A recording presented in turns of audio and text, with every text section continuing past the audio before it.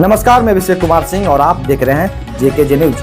आज की सबसे बड़ी और बेहद दर्दनाक खबर राजधानी रांची एयरपोर्ट से आ रही है।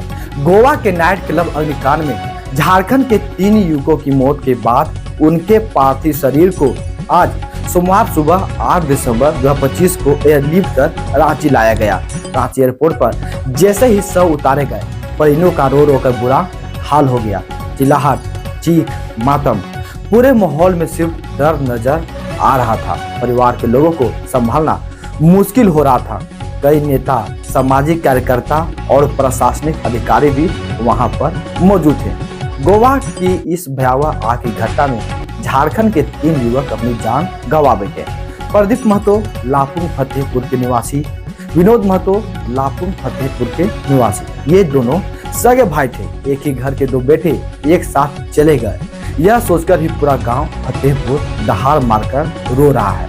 मोहित मुंडा कर्रा गोविंदपुर खुट्टी के निवासी मोहित मुंडा, जो अपने परिवार का सहारा थे, वह भी उसी क्लब में स्टाफ के तौर पर काम कर रहे थे।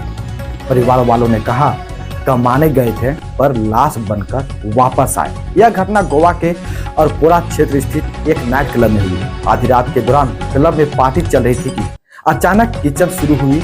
आग देखते ही देखते पूरी बिल्डिंग में फैल गई। क्लब में मौजूद फायर सेफ्टी अलार्म काम नहीं कर रहे थे। बाहर निकलने के कई रास्ते बंद पाए गए। आग इतने तेजी से फैली कि लोग बच भी नहीं पाए। इस हादसे में लगभग 25 लोगों की मौत हो गई है, जिनमें 3 झारखंड के युवक भी शामिल थे।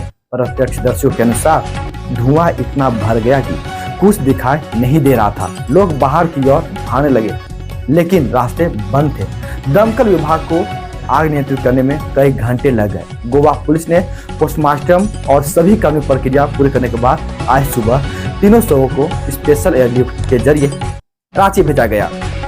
जैसे ही शव विमान से उतारे गए, परिजनों के सब्र का बांध टूट चुका था। महिलाओं की चीख पुकारे एयरपोर्ट में गूंज उठी।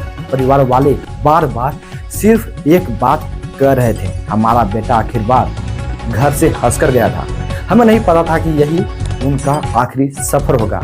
एयरपोर्ट से प्रशासन की ओर से तीनों शवों को अलग अलग एम्बुलेंस के माध्यम से लापुंग और कर्रा के गांवों की तरफ भेजा गया।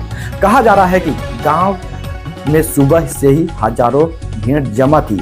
हर कोई इन युवकों के अंतिम दर्शन करने को परेशान था। गांव में मातम पसरा हुआ है। झारखंड सरकार ने कहा है कि परिजनों को मुआवजा देने की प्रक्रिया शुरू कर दी गई है। गोवा सरकार से घटना की विस्तृत रिपोर्ट मांगी जा रही है। नाइट क्लब के खिलाफ फायर सेफ्टी और लापरवाही के कई मामले में FIR दर्ज की गई है। कई कर्मचारी को हिरासत में लिया गया है। परिजनों की मांग है कि जिनकी वजह से 25 परिवार उजड़ गए, उन पर सख्त से सख्त कार्रवाई हो।